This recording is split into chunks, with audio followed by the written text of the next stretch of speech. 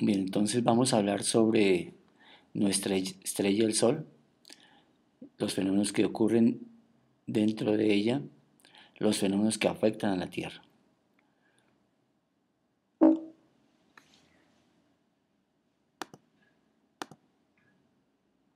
Bien, el Sol entonces es una estrella del tipo amarilla G2 que en el cual se han identificado varias partes. La primera parte es la correspondiente a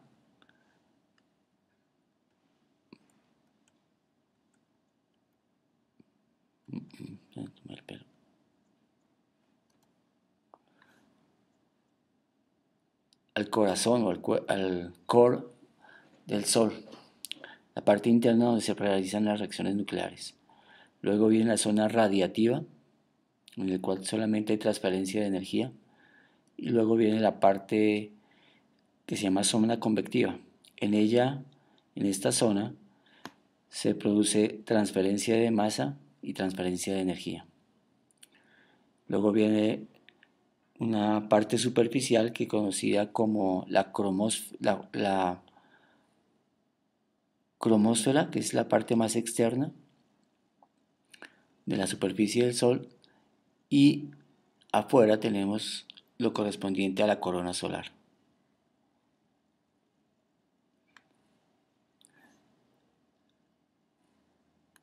La influencia del Sol va mucho más allá de los planetas y llega hasta el borde de la otra estrella. La estrella más cercana pues es Alfa del Centauro.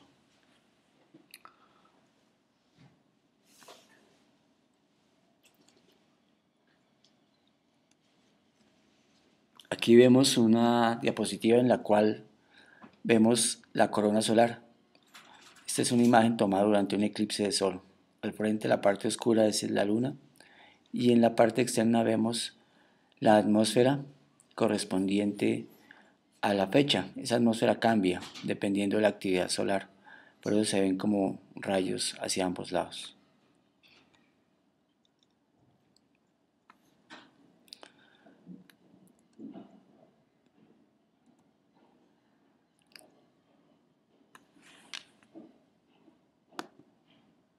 En la parte interna, el, el Sol es un reactor nuclear de fusión, en el cual los átomos de hidrógeno, 4 átomos de hidrógeno, se fusionan para producir un átomo de helio, que está compuesto de 2 protones y 2 electrones. Durante el proceso se genera muchísima energía, rayos gamma, calor y temperatura. Hay un incremento de la temperatura interna. Además, se generan otros elementos subatómicos, partículas subatómicas como neutrinos y positrones. Los neutrinos son partículas sumamente pequeñas que nos atraviesan cada instante. Se dice que 1 centímetro cuadrado de nuestra superficie, de cada uno de nosotros, está siendo atravesada por 300.000 neutrinos cada segundo. En el Sol, el proceso por el cual se genera luz y calor y producción del helio es el más sencillo, la cadena protón-protón. O sea, 4 protones que tenemos acá van a generar un átomo de helio.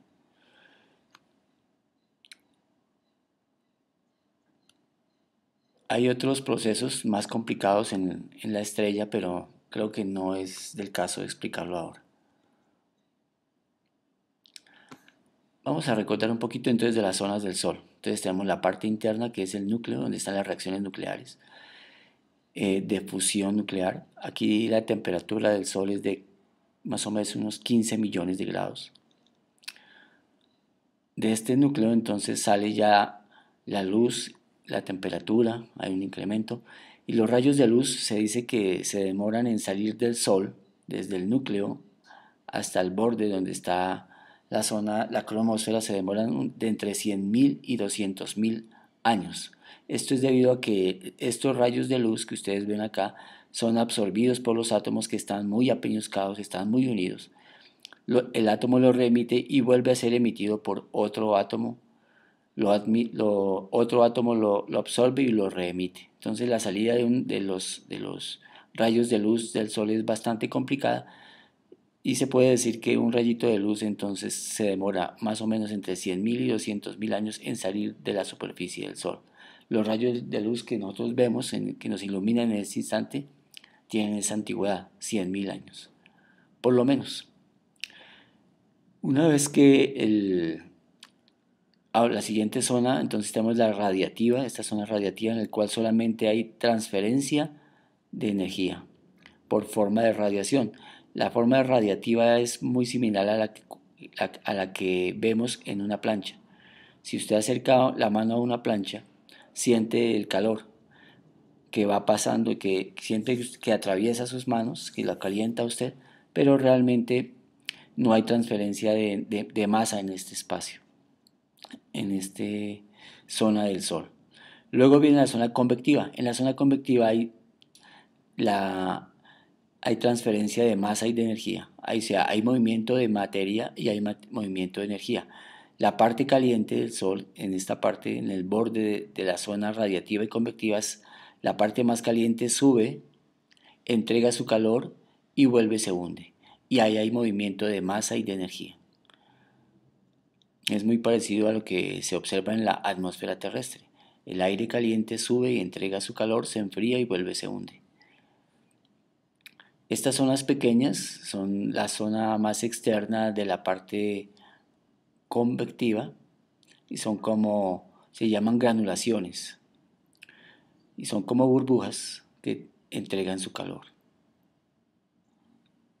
Bien, en la parte más externa tenemos la fotosfera y la cromosfera. En la fotosfera tenemos las manchas solares, son zonas por donde salen los campos magnéticos, son del tamaño de la Tierra. Esta, por ejemplo, esta mancha que estoy señalando corresponde al tamaño de la Tierra. Más sobre la cromosfera, encima podemos observar las llamaradas solares que hemos visto en el observatorio.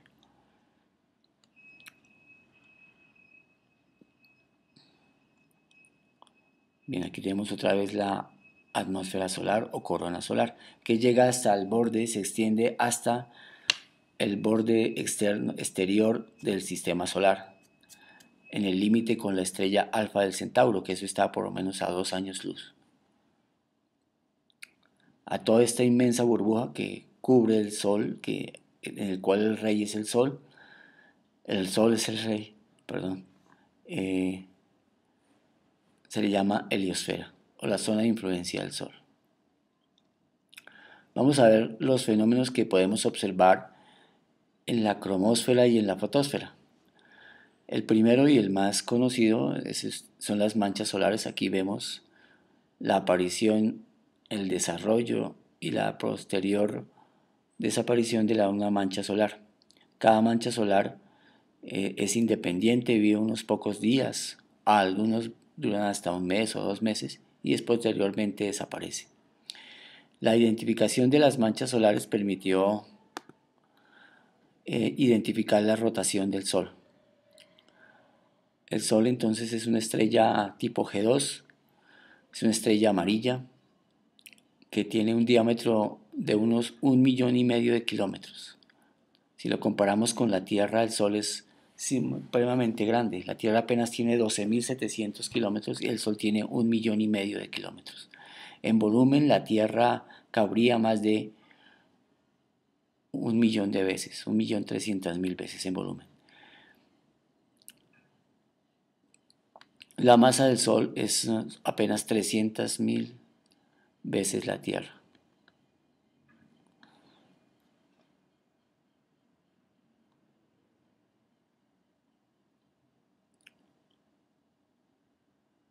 Las manchas solares solamente se desarrollan en las zonas cercanas al ecuador solar, es decir, 30 grados al norte o 30 grados al sur. Hasta esa latitud máximo se desarrollan las manchas solares. En zonas polares no se observan normalmente estas manchas solares. Como ustedes saben, el ciclo solar de las manchas solares es de 11 años. Durante los primeros años de ese ciclo hay pocas manchas solares, al quinto o al sexto año se incrementan notablemente las manchas solares y después disminuyen. Aquí vemos un video en el cual nos muestra que hay por debajo de la fotosfera solar, vemos los campos magnéticos que tocan al plasma. El plasma es el gas caliente del Sol.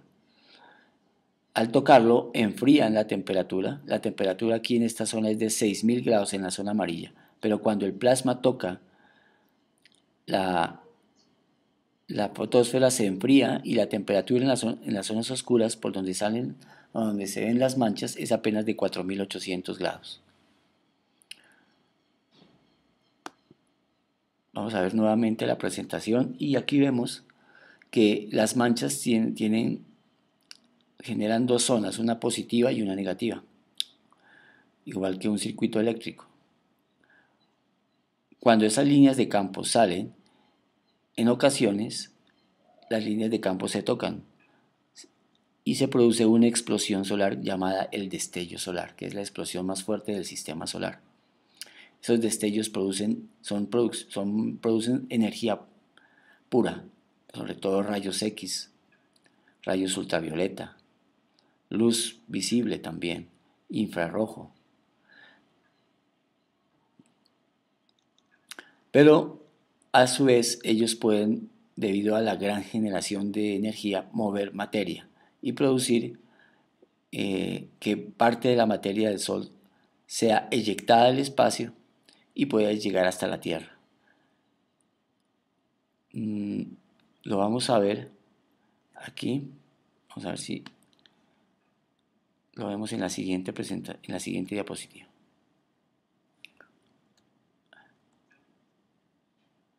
Aquí vemos una diapositiva donde está la fotografía de una mancha solar. La mancha solar tiene dos zonas, lo que se llama la umbra, esta zona amarilla, y la penumbra, que es la parte oscura. Como les recuerdo, la temperatura dentro de la mancha solar, en la zona de la mancha solar, es de 4300 grados centígrados, inferior a unos 5800 grados que está el resto de la fotosfera. Cada pequeña zona que ustedes ven acá corresponde a un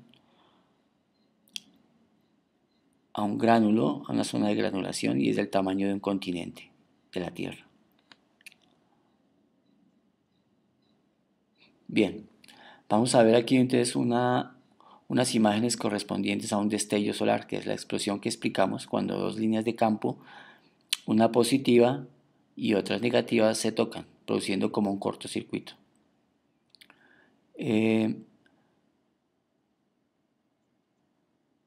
Normalmente para observar un destello solar hay que hacerlo desde telescopios que están afuera de la Tierra, porque como en el caso que vamos a ver, los destellos son muy brillantes en luz ultravioleta. Esta imagen del Sol es en luz ultravioleta y esa luz no llega a la Tierra porque la absorbe la atmósfera terrestre. Aquí vamos a ver este punto brillante que en segundos va a iluminar toda la pantalla, ahí está, y eso corresponde a un destello solar.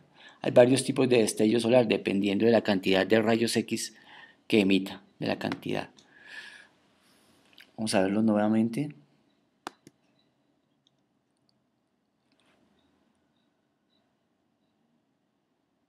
Ahí vemos.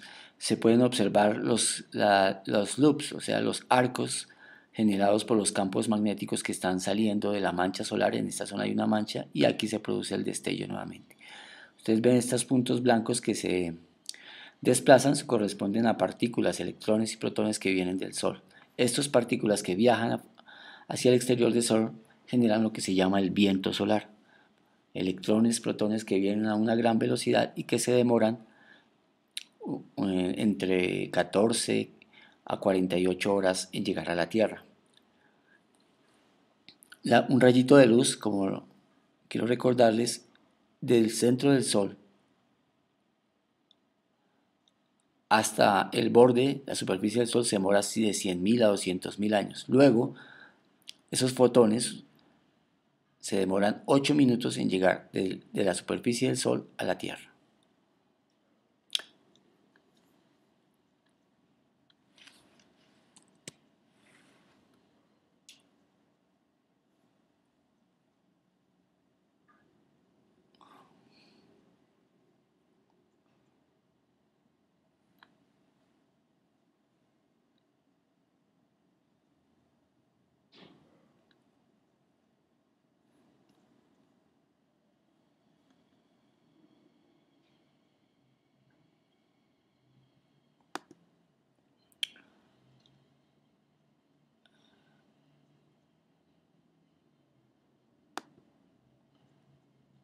Bien.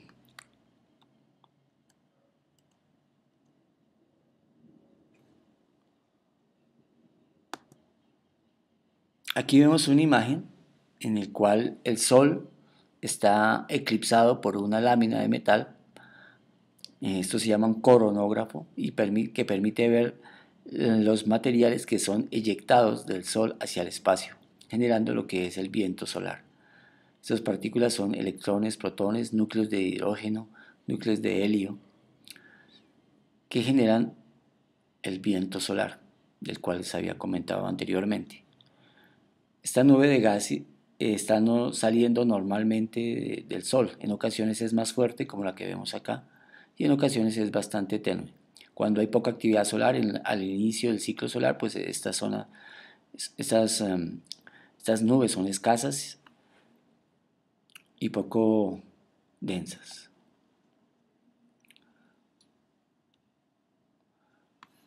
Sobre el borde exterior de la cromosfera se pueden observar estas llamas o figuras, nubes gigantescas muy calientes que se llaman las protuberancias solares. Son producidas en ocasiones por estas zonas brillantes que vimos anteriormente, de donde están las manchas y que producen los destellos solares. Hay otras zonas en las que el Sol tiene poca actividad magnética y permite la escapada de material superficial, como este que vemos acá. Se llaman eyecciones de masa coronal y son figuras que desde la Tierra se les conocen con el nombre de protuberancias solares. Aquí vemos una fotografía tomada en el 2011 en el observatorio de una protuberancia solar correspondiente a una mancha solar. Aquí en este lado de la que estoy mostrando había una mancha solar y ella generó una explosión que mandó material al espacio. Y esta es otra protuberancia solar observada hace unos 11 años. Aquí vemos la superficie del Sol tranquila y de pronto vemos que salió un material eyectado hacia el espacio. Este fenómeno duró más o menos unas 3 horas y produjo un destello en rayos X y en luz visible generó esta protuberancia que fue captada aquí en el observatorio.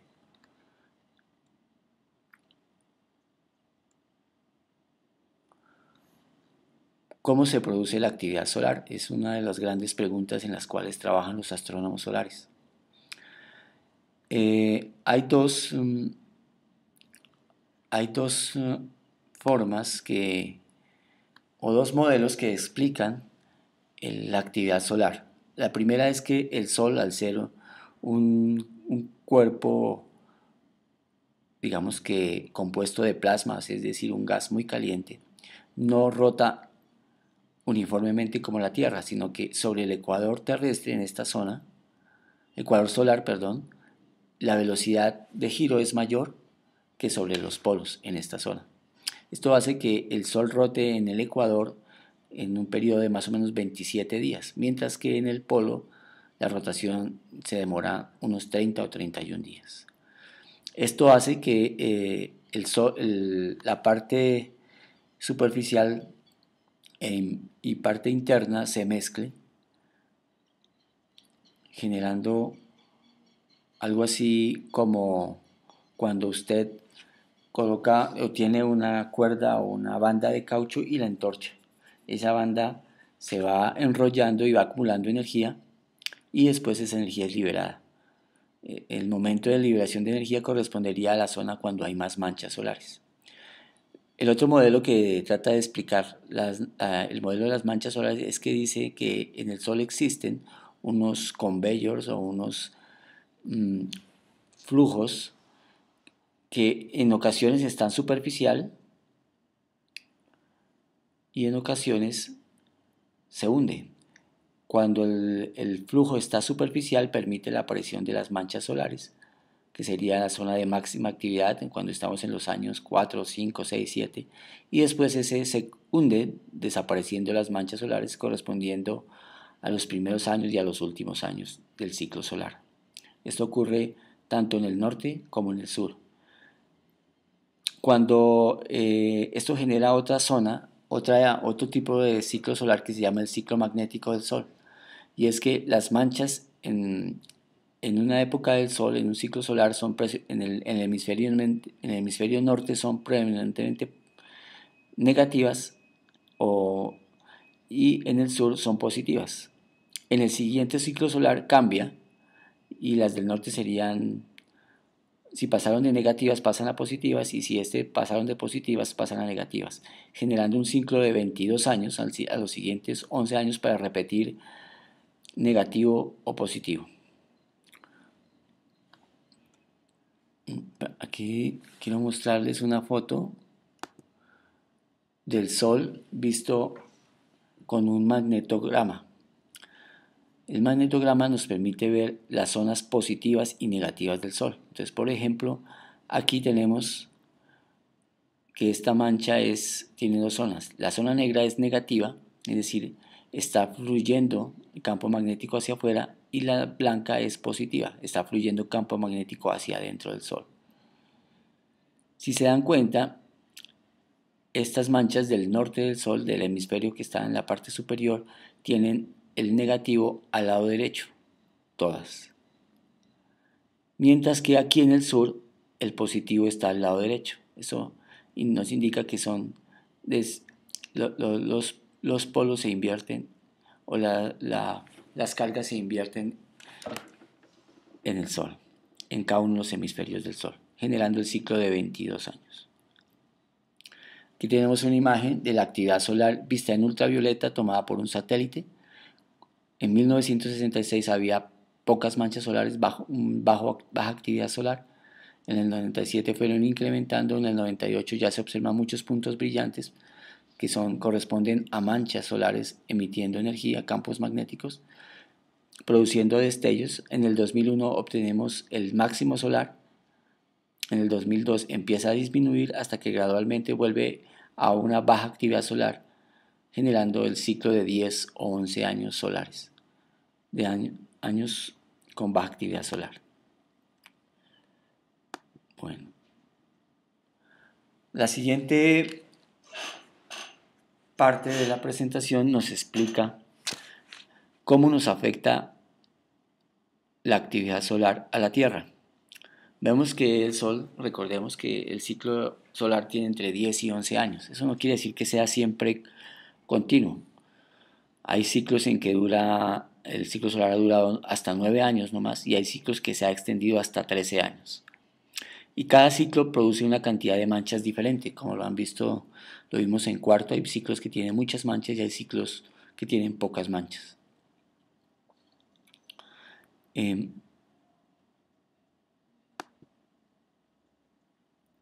Vamos a ver.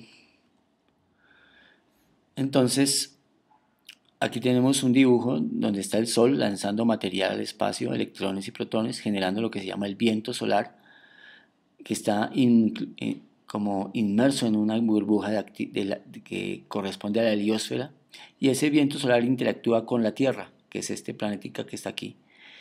Afortunadamente la Tierra tiene un campo magnético, y ese campo magnético sirve de escudo de protección a la Tierra. Sin embargo, los materiales que vienen del Sol en ocasiones son tienen muchísima energía e interactúan y oprimen y afectan el campo magnético de la Tierra, generando lo que se llaman las tormentas geomagnéticas.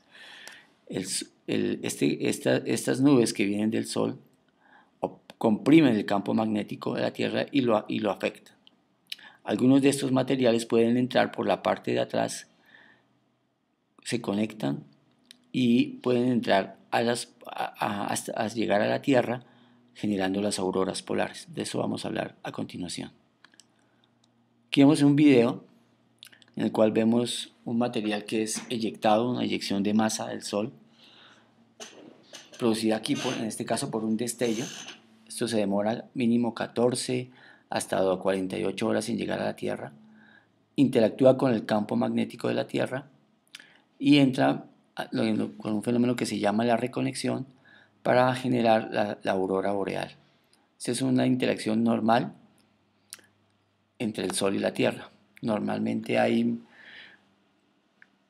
durante cada semana muchas auroras que son visibles especialmente en el norte del Sol, en el hemisferio norte y en el hemisferio sur. en unas zonas que se llaman las zonas, óvalos aurorales, que es donde normalmente se observan las auroras, que son este óvalo que ustedes ven en azul. En esas zonas hay mayor probabilidad de ver una aurora que en el mismo polo norte.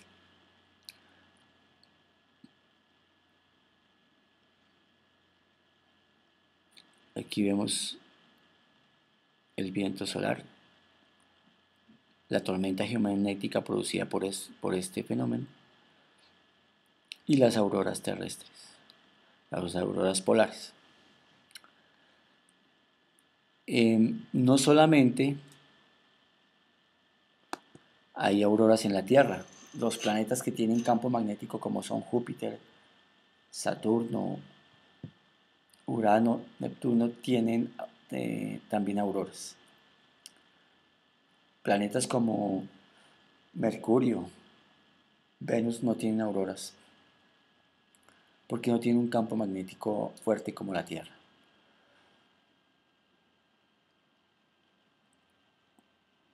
Estos electrones y protones que vienen del Sol y que producen la aurora también producen unas ondas de radio que pueden ser audibles por los satélites, a través de los satélites, y generan ruidos como los whistlers o susurros y los coros,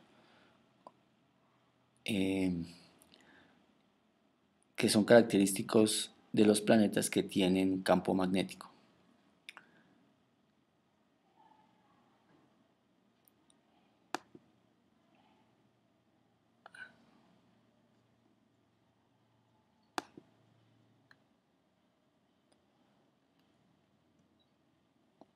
Aquí tenemos una imagen del viento solar.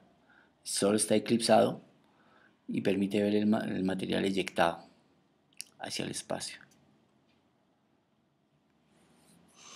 Han existido grandes tormentas geomagnéticas.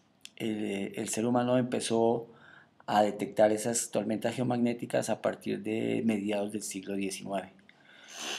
Aquí vemos una gráfica que nos muestra en el eje X los años desde el 1850 más o menos hasta el 2005. Y en el eje Y vemos la variable de medición, que es el flujo de protones producidos por varias tormentas geomagnéticas detectadas y registradas por el ser humano. Vemos que la más grande de todas las tormentas geomagnéticas en los últimos 150 años ocurrió en 1859. Se conoce como el evento Carrington, debido a un astrónomo solar que pudo observar el destello producido por la explosión solar y que generó grandes auroras aún aquí en Colombia. Este es un artículo que va a salir en el próximo Astrolabio. Otra tormenta geomagnética muy fuerte hacia 1880 o 90, una tormenta del año 1960. Y aquí tenemos unas pequeñas correspondientes a unas tormentas producidas en 1938 y 1942. Las últimas tormentas geomagnéticas interesantes han ocurrido en 1889. Esa tormenta generó un apagón. Vamos a explicar por qué sucede eso. Un apagón eléctrico fuerte en Quebec, en Canadá. Y esta de acá del 2000, cerca del 2000, produjo un apagón en Suecia. Aquí tenemos una imagen de las auroras. En este caso es una corona auroral. Los colores de las auroras, que son generalmente el verde, el rojo, son producidas por interacciones de los electrones y protones con los átomos de la atmósfera, como son el nitrógeno y el oxígeno. El oxígeno produce la interacción con el oxígeno de los electrones produce un color verde muy fluorescente, y unos colores rojos están producidos también por los átomos presentes como oxígeno y nitrógeno. La aurora se genera entre unos 90 y 400 kilómetros encima de la superficie terrestre.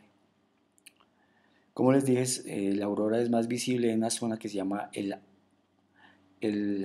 óvalo auroral, que está alrededor de los polos, no necesariamente en los polos, y, y son zonas en las cuales hay una mayor probabilidad de observar la aurora.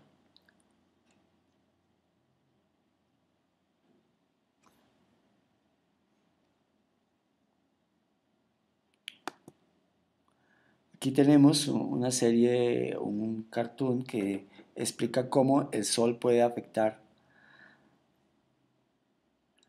al hombre de diversas formas. Entonces, la primera, pues, es el hecho de que cuando hay una tormenta solar hay mucho flujo de protones y de electrones y obviamente los astronautas que estén en el espacio deberían resguardarse dentro de sus... deben volver a la estación orbital, a la estación espacial si es que están en ese sitio. En lo posible no es recomendable estar durante una explosión, una tormenta geomagnética, pues porque puede afectar la salud del ser humano, puede generar cáncer y problemas graves de salud. Esas tormentas obviamente también pueden dañar los satélites. En ocasiones, durante un máximo solar, se pierde las señales satelitales y aparecen muy claramente registradas en la pérdida de señal en la televisión satelital. En ocasiones, las compañías que venden esos servicios colocan pérdida de señal o informan que hay una pérdida de señal por un, una tormenta magnética, geomagnética. Estos satélites entonces deben ser protegidos. Hay unas oficinas, hay una serie de personas que está pendiente de cuando el sol explota para estar pendiente de lo que se llama hoy el clima espacial. El clima espacial entonces es el análisis de los protones protones, electrones, núcleos de helio y de hidrógeno que vienen del sol, que pueden afectar los sistemas electrónicos terrestres. Otro fenómeno que también ser afectado pues, son las comunicaciones de los aviones que viajan por las zonas polares de la Tierra. Hoy en día hay muchas líneas aéreas que viajan por encima de los polos para ahorrar tiempo y combustible, pero durante una tormenta geomagnética las personas que están viajando por esos aviones son susceptibles a recibir radiación y por lo tanto afectar la salud. Los pilotos que viajan por estas rutas deben revisarse médicamente varias veces al año. Estos fenómenos, los electrones y protones pueden llegar de la atmósfera y buscar o introducirse en las líneas de transmisión de energía. Aquí tenemos unas torres de transmisión de energía y llegar a sobrecargarlas. Al sobrecargarlas entonces pueden quemar esos cables y pueden hasta dañar los transformadores de las líneas de energía, generando los apagones, como que les comenté anteriormente, que se produjeron en 1989 y en el 2001, en Quebec y en Suecia respectivamente. Entonces, estos países que viven muy al norte o muy al sur son susceptibles a estas tormentas geomagnéticas producidas por las explosiones solares. Otro fenómeno que también puede ser afectado son los oleoductos. Los oleoductos, como son metálicos, son susceptibles para que entren en ellos corrientes geomagnéticas que deterioran y hacen más débil los tubos metálicos, produciéndose fugas de gas o de petróleo. Obviamente, como les había dicho, las comunicaciones son seriamente afectadas. Desde el siglo XIX el ser humano se ha comunicado a través de unos cables, que son cables que comunican puertos y continentes, y como las tormentas geomagnéticas no solamente están por la superficie, por la atmósfera y por la superficie, sino por debajo del mar, pueden llegar hasta allá, entonces pueden afectar estos cables submarinos y afecta a las comunidades.